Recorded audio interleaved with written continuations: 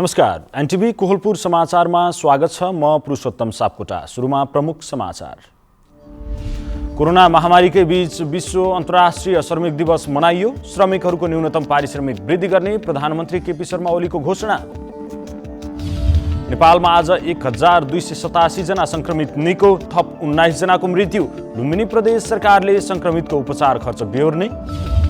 दैलेखको डुङ्गेश्वर गाउँपालिकाले तयार गरेको शिक्षा प्रतिकार्य योजना लागू। बैतडीका शिक्षकहरू घरमै गएर शैक्षिक गतिविधि सञ्चालन गर्दै। कोरोना अस्पतालमा भएको आगलागीमा परि भारतमा 2 नर्ससहित 18 जनाको मृत्यु। अक्सिजन अभावमा दिल्लीमा 8 जनाको ज्यान गयो। र धनगढी एफसी पहिलो संस्करणको नेपाल सुपर लिग फुटबलको शीर्ष स्थानमा उक्लियो। चितवन एफसी 3-0 गोल अन्तरले पराजित। समाचार अब विस्तारमा। आज मे 1 अर्थात् अन्तर्राष्ट्रिय श्रमिक दिवस नेपालसहित विश्वभर अन्तर्राष्ट्रिय श्रमिक आन्दोलनको उत्सवका रूपमा मनाइएको छ। कोरोना महामारीले विश्व जगत आक्रान्त बनिरहेका बेला श्रमिक वर्ग अझै पीडामा छन्। प्रधानमन्त्री केपी शर्मा ओलीले श्रमिकहरूको न्यूनतम पारिश्रमिक वृद्धि गर्ने घोषणा गर्नुभएको छ। प्रधानमन्त्री केपी शर्मा ओलीले आगामी आर्थिक वर्ष 2078-79 देखि लागू हुने गरी श्रमिकको न्यूनतम पारिश्रमिक वृद्धि गर्ने घोषणा गर्नुभएको छ। 132औं अन्तर्राष्ट्रिय श्रमिक दिवसका अवसरमा भिडियो सन्देश जारी गर्दै प्रधानमन्त्री ओलीले आगामी आर्थिक वर्षदेखि श्रमिकको न्यूनतम पारिश्रमिक मासिक 15,000 रुपैयाँ हुने बताउनुभयो। आर्थिक वर्ष 78-79बाट लागू हुने गरी श्रमिकको न्यूनतम पारिश्रमिक पुनरावलोकन हुन्छ।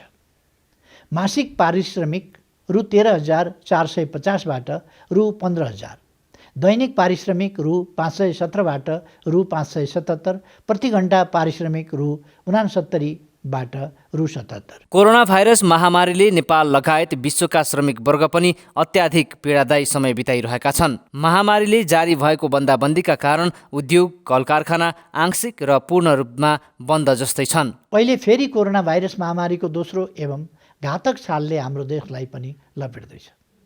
यसै हप्ताबाट शर्तसहितको निषेधाज्ञा लागू गरिएको छ।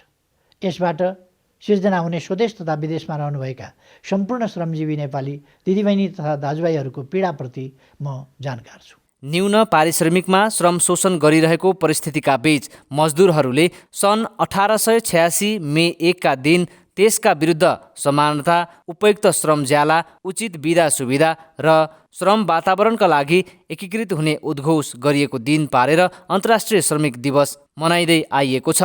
तर कतिपय विकास उन्मुख देशमा मजदुरको अवस्था अपेक्षाकृत सुधार हुन सकेको छैन।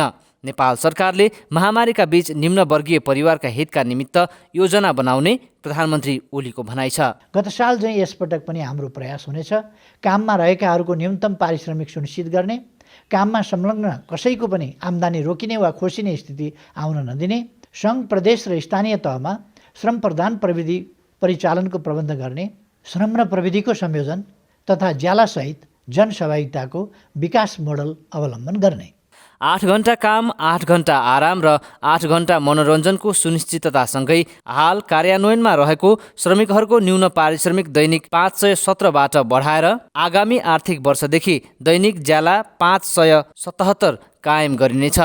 कोरोना महामारीले सामान्य दैनिकी चलाउन समेत मुस्किल परेका नागरिकका लागि तीनै तहका सरकारले तत्काल रणनीतिक योजना बनाई कार्यान्वयनमा ल्याउन जरुरी छ। प्रेम बुढा Chhetri, NTV Kohalpur. Corona virus संक्रमणको दोस्रो लहर बढेसँगै रूपन्देहीमा सुरु भएको निषेधाज्ञाका कारण श्रमिकहरू समस्यामा पर्न थालेका छन्। संक्रमणको जोखिमकै बीच दैनिक काम गरेर खाने श्रमिकहरू रोजगारी खोसिने चिन्तामा छन्। कोरोना संक्रमणको दोस्रो लहरका कारण वैशाख 16 गतेबाट रूपन्देहीमा पनि निषेधाज्ञा सुरु भएपछि कामकाज ठप्प हुँदा श्रमिक र मजदुरहरूलाई गुजारा चलाउन कठिनाइ हुन थालेको छ। दैनिक मजदुरी गर्ने असङ्गठित श्रमिकहरू लकडाउनसँगै काम गर्न नपाएका कारण कमाइ ठप्प भएको छ। 15 दिनका लागि निषेधाज्ञा भनिए पनि यो अवस्था कहिलेसम्म रहन्छ भन्ने यकिन नहुँदा आफूहरू झन् समस्यामा परेको मजदुरहरूको गुनासो छ। काम गर्न पर्यो, छोराछोरी पढाउन पर्यो, गुजारा गर्नै पर्यो। कहिलेकाहीँ काम गर्न पनि डर छ। खुलेपछि पनि खै काम गर्न पाइन्छ कि पाइँदैन थाहा छैन। अब कहिलेसम्म लकडाउन हुने। कोभिडको अहिले एकदम ग्रसित भएर अब धेरैजनाको मृत्यु पनि भइरहेको छ। हामीलाई पनि डरै हुन्छ, रहर छैन काम गर्न पनि, तर पनि गाह्रो बाध्यताले हामी फिल्डहरूमा हिँड्नु पर्यो। निषेध आज्ञाको बेला अहिले अघिल्लो वर्ष जस्तो स्थानीय तह मार्फत राहत पनि छैन। त्यसो त श्रमिकहरूलाई निषेध आज्ञा खुलेपछि पनि कामको सुनिश्चितता छैन। सरकारले स्वरोजगारदेखि कामको ग्यारेन्टी गर्ने भने पनि अर्थतन्त्रमा पर्ने प्रभावले आगामी दिनमा श्रमिकहरू झन् मारमा पर्न सक्ने उनीहरूको चिन्ता छ। कुनै बेला चाहिँ काम हुन्छ, कुनै बेला हुँदैन, अनि त्यही पनि भोलि गएर के हुने कसैलाई थाहा छैन। सरकारले पनि हेर्नुपर्छ। मजदुरहरूलाई अब पेट पाल्न गाह्रो भइरहेछ। काम गर्न जानु भने अब कोरोनाको डर छ। काम नगरौँ के खाम, सामान अब के भन्छ आइरहेको छैन। काम पनि बन्द हुने जस्तो छ। काम नगऱ्यो भने के खाने। दैनिक काम गरेर परिवार पाल्नुपर्ने श्रमिक र मजदुरहरू अहिले पनि एकातिर सङ्क्रमणबाट जोगिनुपर्ने स्थितिमा छन् भने कामबिन हुँदा गुजारा चलाउन समस्या हुन थालेको छ। निषेध आज्ञाले पूर्वाधार निर्माण, सार्वजनिक यातायात, घर, होटल तथा पर्यटन क्षेत्रमा काम गर्ने र असङ्गठित श्रमिकहरू बढी मारमा परेका छन्। श्रमिक दिवस भए पनि काम गर्नै पर्यो। अब के गर्न सकिन्छ। अब लकडाउन भए पनि के भए पनि काम गर्नै पर्यो। नगरे खाना छैन। केशव भण्डारी, नेपाल टेलिभिजन, लुम्बिनी प्रदेश, बुटवल, रूपन्देही। कोरोनाको सङ्क्रमण बढेसँगै दैनिक रूपमा काम गर्ने श्रमिकहरू बढी समस्यामा परेका छन्। यसै सन्दर्भमा आज हामीले मुगुका नागरिकलाई कोरोना महामारीमा निम्न वर्गका नागरिकलाई परेको समस्या सम्बोधन गर्न जिम्मेवार निकायले के गर्नुपर्ला भनेर सोधेका छौँ। हेरौँ आजको आवाजमा।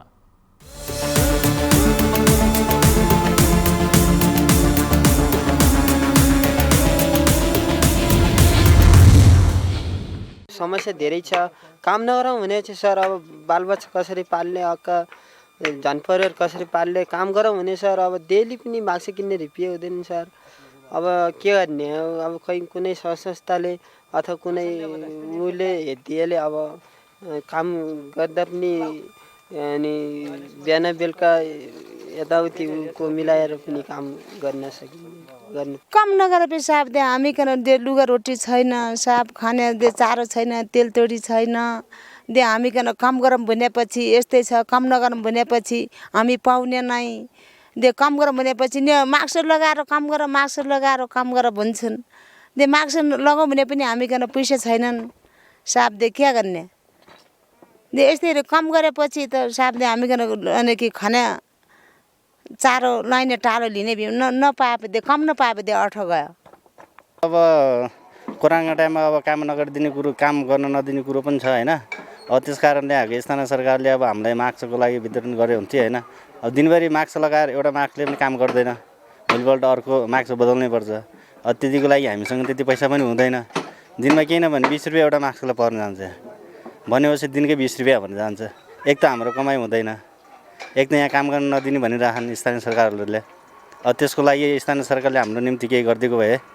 साब कि तेल हुँदैन, साबुन हुँदैन, अनि माक्स किने रुपियाँ हुँदैन। जातक ल्याउ भन्दा के दिने हो साहब। कम नगरे हामीले कोरोना आइकन कुनैले तेल दिइहाली, कुनैले चामल दिइहाली, कुनैले साबुन दिइहाली त हामी घरै बैनौँ। कम गरी खाने मन त कम नगरे कहाँ पाउने हो साहब। कम गर्ने हो रे हामी।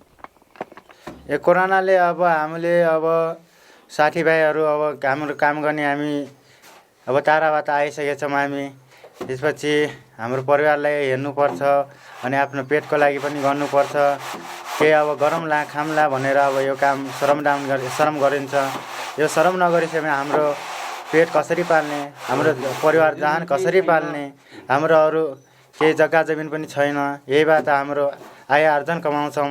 यो नभएपछि हामी भोकमरी मर्न सक्छौँ। पारिराखेको छ हामीलाई यहाँ। अब यस्तो छ कि अब अहिलेसम्म माग्छ हामीले दिने डेली माग्छ हामी किन्नको लागि पैसा पनि पाउन्न। सँगै काम गर्दाखेरि पनि नगर भन्छन्। अब हामीले त धेरै समस्या पऱ्यो। बेरोजगारी मान्छेलाई रोजगार गरी कमाएर खाने मान्छेलाई त हामीले धेरै समस्या परिराखेको छ। अब यसमा हामीलाई कुनैले अब डेली माग्छ किन्दाखेरि हामीलाई अलिकता डेली पैसा पनि हुन्न। अब कुनै सङ्घ संस्थाले पनि हेरेको छैन सर अहिलेसम्म हामीलाई।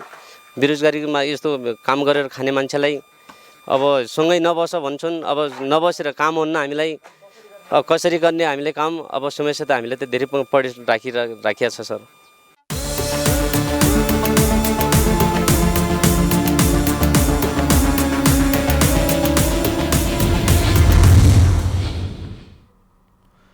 नेपालमा आज थप 1287 जना संक्रमितले कोरोनालाई जितेर घर फर्किएका छन्।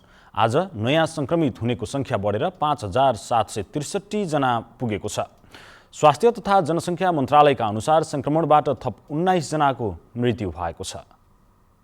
नेपालमा कोरोना संक्रमणबाट निको हुनेको संख्या पनि बढ्दै गएको छ। संक्रमित थपिने क्रम बढेसँगै त्रास बढिरहेका बेला कोरोना जितेर घर फर्किनेको संख्या पनि बढ्न थालेको छ। आज निको भएर डिस्चार्ज भएका सहित नेपालमा हालसम्म 2,82,382 जनाले कोरोना जित्न सफल भएका छन्। यस्तै उच्च संख्यामा कोरोना संक्रमित भेटिएको झण्डै 6 महिनापछि आज सबैभन्दा धेरै संक्रमित थपिएका छन्। गत वर्षको कार्तिक 5 गते नेपालमा 5,743 जनामा कोरोना संक्रमण पुष्टि भएकोमा त्यस यता आज हालसम्मकै धेरै 5,763 जनामा कोरोना संक्रमण पुष्टि भएको छ। 14,403 जनाको पीसीआर परीक्षण गर्दा 5,706 जना र 566 नमुनाको एन्टिजेन परीक्षण गर्दा 57 जनामा कोरोना भाइरस संक्रमण पुष्टि भएको स्वास्थ्य तथा जनसङ्ख्या मन्त्रालयले जनाएको छ।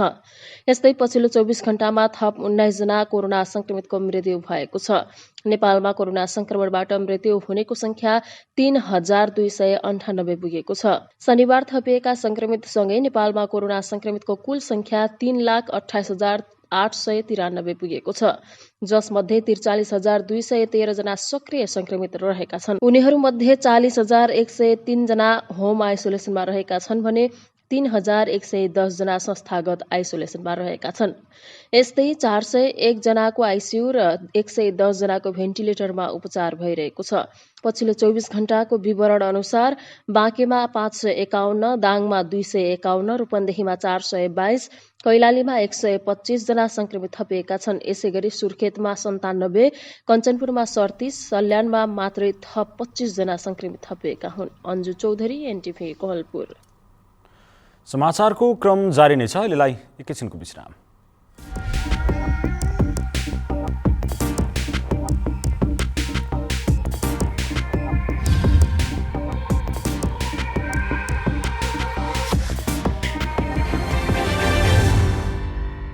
यो देशको अभिभावक हुन् ज्येष्ठ नागरिक, विकास र समृद्धिको संवाहक हुन् ज्येष्ठ नागरिक। सुन दिदी बहिनी, सुन दाजु भाइ, संस्कृति र संस्कारको धरोहर हुन् ज्येष्ठ नागरिक। ज्येष्ठ र असहायको सम्मान, असल र सभ्य नागरिकको पहिचान। लगानी सम्मेलन 2078 सम्बन्धी सूचना। प्रदेश सरकार मन्त्री परिषदको 2077 माघ 29 गतेको निर्णय अनुसार लुम्बिनी प्रदेश सरकारले आगामी 2078 साल जेठ महिनाको 6 र 7 गते लगानी सम्मेलन आयोजना गर्न लागेको छ।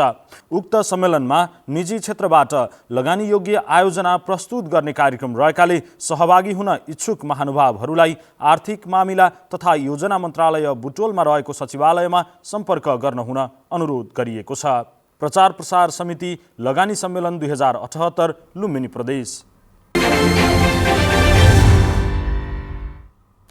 विश्रामपछि समाचारमा पुनः स्वागत छ। अब बाँकी समाचार। लुम्बिनी प्रदेशका सबै अस्पतालमा कोरोना संक्रमितको उपचार गरे बापतको खर्च प्रदेश सरकारले बेहोर्ने भएको छ। उपचारलाई सरल, सहज र प्रभावकारी बनाउन सरकारी, निजी र मेडिकल कलेजमा उपचार गर्ने बिरामीको खर्च प्रदेश सरकारले बेहोर्ने निर्णय भएको सरकारले जनाएको छ। स्वास्थ्य तथा जनसङ्ख्या मन्त्री लीला गिरीका अनुसार प्रदेशका कोभिड विशेष अस्पताल तथा निजी र मेडिकल कलेजले लिने गरेको कोभिड सम्बन्धी बिरामीको उपचार खर्चमा एकरूपता ल्याउने गरी शुल्क निर्धारण समेत गरिएको छ। जसअनुसार अक्सिजन अक्सिजन सहितको एक बेडको प्रतिदिन 3,500, आइसियु एसडियु सहितको एक बेडको 7,000, आइसियु भेन्टिलेटरको एक बेडको प्रतिदिन 15,000 रुपियाँ तोकिएको छ। तोकिएको रकम सरकारले उपलब्ध गराउने भएकाले निजी अस्पतालले पनि बिरामीबाट शुल्क लिन नपाइने मन्त्री गिरीले बताउनुभयो। उपचार खर्च लिन अस्पतालले कोभिड-19 संक्रमित बिरामीको उपचार विवरण प्रदेश सरकारको सफ्टवेयरमा अपलोड गर्नुपर्नेछ। त्यसका आधारमा सङ्घबाट आएको रकम प्रदेश सरकारले अस्पतालहरूलाई उपलब्ध गराउनेछ। लुम्बिनी प्रदेशमा रूपन्देहीमा 2वटा, दाङ र बाँकेमा 1-1वटा गरी 4वटा कोरोना विशेष अस्पताल रहेका छन्। पाल्पा, रूपन्देही र बाँकेका 7वटा निजी अस्पताल एवं मेडिकल कलेजमा पनि कोरोनाका बिरामीको उपचार भइरहेको छ। देशभर कोरोना संक्रमणको दर तीव्र बनेसँगै विद्यालयहरू बन्द छन्। विद्यालय बन्द भएपछि विद्यार्थीहरूको सिकाइ निरन्तरता कसरी गर्ने र कोभिड लगायतका अन्य महामारीबाट विद्यार्थीहरूलाई कसरी सुरक्षित राख्ने भन्ने बारेमा दैलेखको डुङ्गेश्वर गाउँपालिकाले शिक्षा प्रतिकार्य योजना निर्माण गरी पालिकाहरूका सबै विद्यालयहरूमा लागू गरिसकेको छ। दैलेखको डुङ्गेश्वर गाउँपालिकाको सीता जनसहयोग माध्यमिक विद्यालय अहिले सुनसान छ। कोरोना संक्रमणको जोखिम बढेसँगै सरकारले विद्यालय बन्दको घोषणा गरेको भए पनि यहाँका शिक्षकहरू भने घरमै बसेका विद्यार्थीहरूलाई सिकाइ निरन्तरता कसरी गर्ने भन्ने अभियानमा देखिन्छन्। गाउँमा अभिभावक समूह निर्माण गरिएको छ। विद्यार्थी र अभिभावकहरूलाई विषयगत शिक्षकहरूको नम्बर प्रदान गरिएको छ। विद्यार्थीहरूले समेत फोन गरेर नजानेको कुरा सोध्ने गरेका छन्। यति मात्र होइन, कोभिड-19 लगायत अन्य विभिन्न महामारीहरूबाट कसरी जोगिने र सिकाइलाई निरन्तरता कसरी प्रदान गर्ने भन्ने विषयमा पालिकाले प्रतिकार योजना निर्माण गरेर कार्यान्वयन सुरु गरेको विद्यालयका प्रधानाध्यापक गणेश शर्माले जानकारी दिनुभएको छ। शिक्षक स्टाफहरूलाई सम्पर्क शिक्षकको रूपमा पनि हामीले त्यहाँ समूहभित्र हामीले राखेका छौँ र बालबालिकालाई कुनै केही त्यस्तो प्रकारको समस्या आयो भने अभिभावक र विद्यालय सबै मिलेर उनीहरूको सिकाइ सम्बन्धीको समस्या समाधान गर्ने उद्देश्यका साथ हामीले 5वटा समूहहरू विभाजन गरेर सचेत बनाएका छौँ अभिभावकहरूलाई। पालिकाले अहिले घरमा बसेका विद्यार्थीहरूका लागि सियुजी सेवा समेत सञ्चालनको तयारी थालेको छ। यसले विद्यार्थीहरूलाई सुरक्षित र घरमै बसेर सहज रूपमा पढ्न सकिने वातावरण तयार गरेको छ। सिक्न र त्यो सिकाइलाई निरन्तरता दिने वातावरण बनाउनको लागि हामीले सियुजी सेवा विस्तार गर्ने भनेर सबै विद्यालयहरूमा प्रति विद्यार्थी 125 का दरले 3 महिनाको 375 रुपियाँ सम्पूर्ण विद्यालयको खातामा चाहिँ पठाइसकेका छौँ र विद्यालयका प्रधानाध्यापकजीहरूलाई पनि यो बारेमा अभिमुखीकरण गरिसकेका छौँ र विद्यालयमा सञ्चालीकरण कार्यविधि अनुसार उहाँहरूले सबै विद्यार्थीका नम्बरहरू र अभिभावकको नम्बरहरू सङ्कलन गरेर तत्काल यो सियुजी सेवा मार्फत टेलिसिकाइ गर्ने भन्ने हाम्रो कार्यक्रम रहेको छ। डुङ्गेश्वर गाउँपालिकाभित्र रहेका 29वटा विद्यालयका 4,600 विद्यार्थीहरूलाई विभिन्न महामारीबाट बच्ने उपायहरूको बारेमा पालिकाले नै रकम विनियोजन गरेर सुरक्षा सतर्कताका कामहरू सञ्चालन भइरहेको गाउँपालिकाका अध्यक्ष नगेन्द्र मल्लले जानकारी दिनुभएको छ। कोभिडलाई नै ख्याल गरेर एउटा योजना बनाएको थियो र योजनाले केही हदसम्म हाम्रो सिकाइ निरन्तरतालाई र हाम्रा शिक्षक विद्यार्थीहरूलाई केही थप सल्लाह सुझाव र उहाँहरूले गर्ने कार्यमा अलिकति मद्दत मिल्ने हामीले आशा गरेका छौँ। सामुदायिक विद्यालय व्यवस्थापन समिति महासंघ, स्थानीय पालिका र विद्यालयको संयुक्त प्रयासमा गरिएको यो कार्यले बालबालिकाको सिकाइ अभिवृद्धि हुनुको साथै वैकल्पिक विधिबाट पढाइ निरन्तरता कार्यको प्रभावकारिता बढ्दै गएको छ। विष्णु शर्मा, नेपाल टेलिभिजन, कर्णाली प्रदेश, दैलेख। वैकल्पिक शिक्षामा विद्यालयहरू जुटिरहेका बेला बैतडीको दुर्गम पाटन नगरपालिका साथ उपल्ला बटुलामा रहेको जयपुर आधारभूत विद्यालयले भने फरक प्रयास थालेको छ। विद्यालयका प्रधानाध्यापक सहित शिक्षकहरू घरमै गएर गृह कार्य दिने, जाँच गर्ने र नजानेका कुरा सिकाउने कार्य गर्नुका साथै टोल समिति गठन गरी शैक्षिक सुधार गर्दै आएको छ। अङ्ग्रेजी मेरो आज अलिकति बन्याता डिस्टर्ब भयो भने होला छकालो बा बुझाइहाल्दा हुन्छ है त। त्यहाँ घुमघाम नगर्ने, पढाइलाई एकदम निरन्तरतासँग जोड्ने, नत्र भुलिन्छ यो कुरा। यी हुन् राजेन्द्र सिंह साउद। डडेलधुरासँग सिमाना जोडिएको बैतडीको दुर्गम पाटन नगरपालिका 7 को जयपुर आधारभूत विद्यालयका प्रधानाध्यापक उनी गाउँले माझ भने हेड मास्टरका नामले परिचित छन्। भौगोलिक विकटता र भौतिक संरचनाको अभावले अस्तव्यस्त बनेको जयपुर आधारभूत विद्यालय सुधारका लागि केही नयाँ प्रयास गर्दैछन् उनी। वार्षिक परीक्षाको मुखैमा कोरोना महामारीले विद्यालय बन्द भएपछि आजभोलि विद्यार्थीको घरमै गएर गृह कार्य दिने र विद्यार्थीले बनाएको गृह कार्य जाँच्ने उनको दैनिकी बनेको छ। परीक्षाको प्रश्नपत्र जस्तै कागजमा प्रिन्ट गरेर प्रत्येक विद्यार्थीको घरमै गई अहिले गृह कार्य दिने, जाँच्ने र नजानेका कुरा सिकाउने काममा प्रधानाध्यापक साउद मात्रै होइनन्, उनका अन्य शिक्षकहरू पनि छन्। भन्दा यहाँ चाहिँ हाम्रो विद्यार्थी, यहाँका विद्यार्थीहरूले हाम्रो कोर्स पुरा भएको छैन, हामी पढ्न पाएका छैनौँ भन्ने भास चाहिँ भएको छैन। परीक्षाको मुखैमा विद्यालय बन्द भएपछि अलमलमा परेका विद्यार्थीको शैक्षिक सुधारका लागि साउदको यो प्रयासले विद्यार्थी र अभिभावकमा पनि खुसी छाएको छ। सुधार आख्लो भन्ने आशा लिइरहेको छ हामीले कस्तो छ हिसाब। गाउँको 3वटा यो टोल समिति गठन गरेका छ। 3 टोलमा 3 टोल समिति गठन गरेर विद्यार्थीलाई त्यही घरैमा पठन पाठनको लागि अब यस्तै पेपरहरू बनाएर होमवर्कको लागि दिइरहेका छन्। अप्ठ्यारो लागेर सोधेर बताउन अनि फोन सम्पर्क गरिरहेका विद्यार्थीहरूसँग पढ्डरे नि पढ्डरे भनेर चेक गरिरहेका। अहिले वैकल्पिक शिक्षा मार्फत पठन पाठन गराइरहेको जयपुर आधारभूत विद्यालयले विद्यालयको समग्र शैक्षिक अवस्था सुधारका लागि प्रयास थालेको छ। यो स्कुल चलाउने मेन फिलोसफी के छ भने टेक्नोलोजीमा हाई बनोस्, नैतिक मूल्य र मान्यतामा पनि हाई बनोस् र हामी टिचरले के प्रस्ताव पास गरेका छ भने विद्यार्थी एउटा देवता सर नै मान्नेछौँ र त्यसका आधारमा त्यसलाई सेन्ट्रोइडमा राखेर घाम पानी नभनिकन साँझ बिहान नभनिकन स्कुलमा नभनी हामी लाग्नेछौँ। जुन दिनसम्म यो गर्न सक्छौँ त्यो दिनसम्म हामी पेसामा बस्नेछौँ। यदि सक्ने छैन भने अर्को पेसा अँगाल्नेछौँ भनेर हामीले त्यो डिजाइनमा हाम्रो स्टाफबाट यो पारित गरेर यही फिलोसफीमा, यही दर्शनमा, यही सिद्धान्तमा रहेर हामी अगाडि बढ्दैछौँ।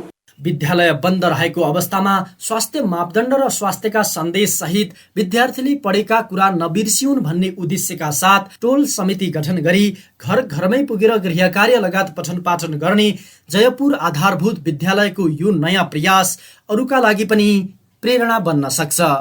नरी बडु, एनटिभी कोहलपुर, सुदूरपश्चिम प्रदेश, पाटन नगरपालिका 7, उपल्ला बाटुला, बैतडी।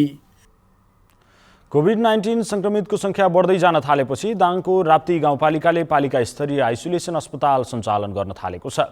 देउखुरी उपत्यकाका 4वटा पालिकाहरूले लमहीमा संयुक्त रूपमा कोभिड अस्पताल सञ्चालनमा ल्याउन थाले पनि राप्ती गाउँपालिकाले पालिका स्तरीय अलगै अस्पताल पनि तयार गर्न लागेको गाउँपालिकाका अध्यक्ष नुमानन्द सुवेदीले बताउनुभयो। सिसहनिया स्थित स्वास्थ्य चौकीमा अक्सिजन सहितको 20 बेडको कोभिड अस्पताल सञ्चालन गरिने सुवेदीले बताउनुभयो। यसका लागि अक्सिजन सिलिन्डरको व्यवस्थापन भइरहेको पालिकाले जनाएको छ। समाचारको क्रम जारी नै छ, एकैछिनको विश्राम।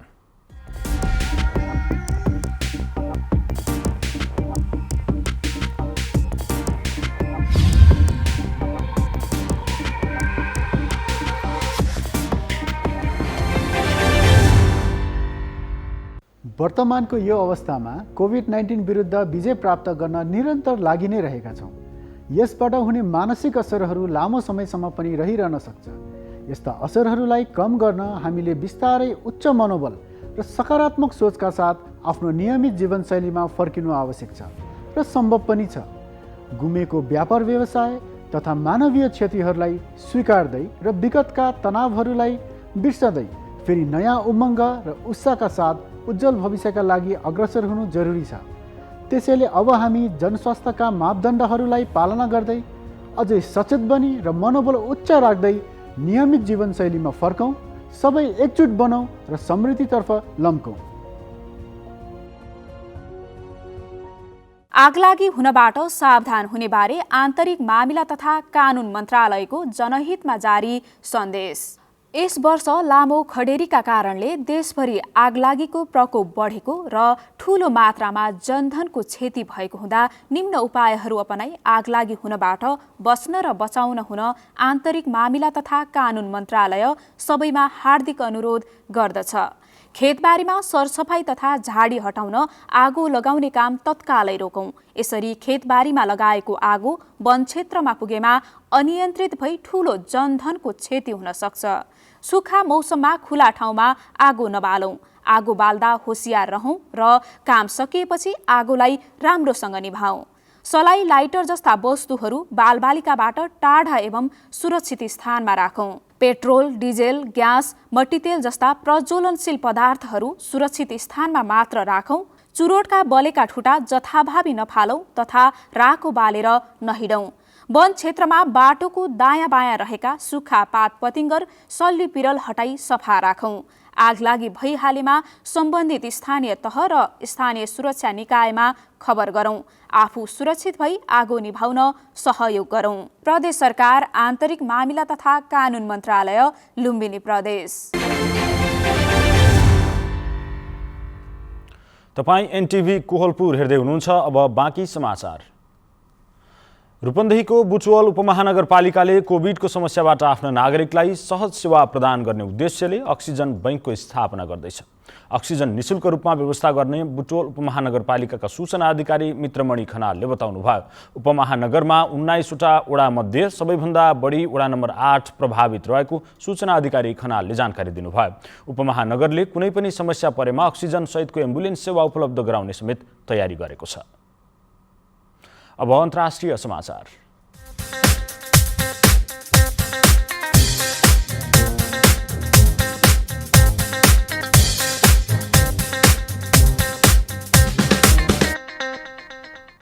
भारतको एक अस्पतालमा आज भएको आगलागीमा परि अस्पतालमा सेवारत 2 नर्स सहित कम्तीमा 18 जना कोरोना संक्रमित बिरामीको मृत्यु भएको छ। पश्चिमी राज्य गुजरातको भरुचको 4 तलाको अस्पतालमा आगलागी भएको हो। यता राजधानी नयाँ दिल्लीको बत्रा अस्पतालमा भने अक्सिजनको अभाव हुँदा 8 जना कोरोना संक्रमित बिरामीको मृत्यु भएको छ। यसैबीच आज भारतमा थप अहिलेसम्मकै धेरै 4,01,993 जना कोरोना भाइरसबाट संक्रमित भएका छन्। यो सँगै अहिलेसम्म देशभरि कुल संक्रमितको संख्या 1,91,64,969 पुगेको अधिकारीहरूले जनाएका छन्। भारतको केन्द्रीय स्वास्थ्य मन्त्रालयले आज थप 3,523 जनाको मृत्यु भएको जनाएको छ। भारतमा अहिलेसम्म कोरोना भाइरसका कारण मृत्यु भएकाहरूको कुल संख्या 2,11,853 पुगेको छ। गत 24 घण्टामा भारतमा 2,79,988 जना कोरोना भाइरसबाट संक्रमण मुक्त भएका छन्। अस्ट्रेलियाले भारतबाट फर्किने आफ्ना नागरिकलाई 5 वर्षसम्म जेल चलान गर्न सक्ने कानुन ल्याएको छ। भारतमा कोरोना महामारी बढेसँगै आफ्ना नागरिकहरूसहित सबै यात्रुहरूलाई रोक लगाएको अस्ट्रेलियाले जबरजस्ती गरेमा 5 वर्षसम्म जेल या 66,000 अस्ट्रेलियन डलरसम्म जरिवाना गर्न सक्ने नियम पारित गरेको छ। भारतमा अहिले 9,000 अस्ट्रेलियाका नागरिक रहेकोमा 600 जनालाई जोखिमयुक्त समूहमा राखिएको खबरमा उल्लेख गरिएको छ। अब आर्थिक समाचार।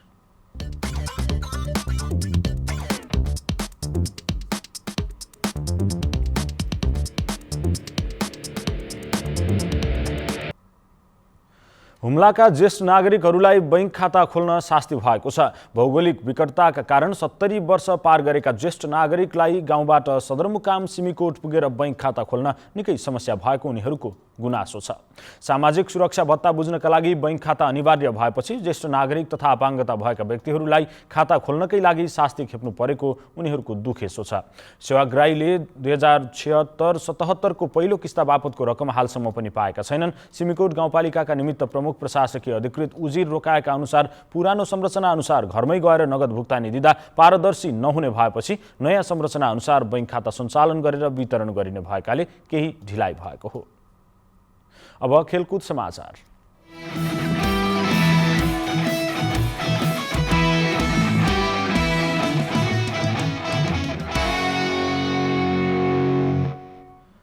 धनगढी एफसी पहिलो संस्करणको नेपाल सुपर लिग फुटबलको शीर्ष स्थानमा उक्लिएको छ। आज भएको खेलमा एफसी चितवनलाई 3-0 गोल अन्तरले पराजित गर्दै धनगढी शीर्ष स्थानमा उक्लिएको हो।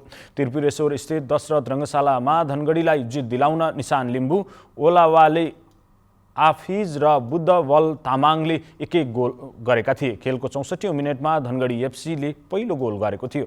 जितसँगै धनगढीले 4 खेलमा 7 अङ्क जोडेको छ। यस्तै अहिले दोस्रो खेलमा बुटवल लुम्बिनी एफसी र विराटनगर एफसी बीच खेल भइरहेको छ।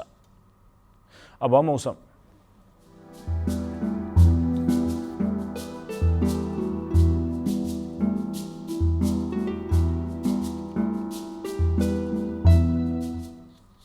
देशभर आंशिकदेखि सामान्य बदली रही देशका पहाडी भूभागमा केही स्थानमा र तराईका 1-2 स्थानमा अपराह्नपछि क्षणिक वर्षा भएको मौसम पूर्वानुमान महाशाखाले जनाएको छ। महाशाखाका अनुसार आज राति पनि देशका पहाडी भूभागका 1-2 स्थानमा मेघगर्जन, चट्याङसहित क्षणिक वर्षाको सम्भावना रहेको छ। अब मौसम सम्बन्धी थप विवरण।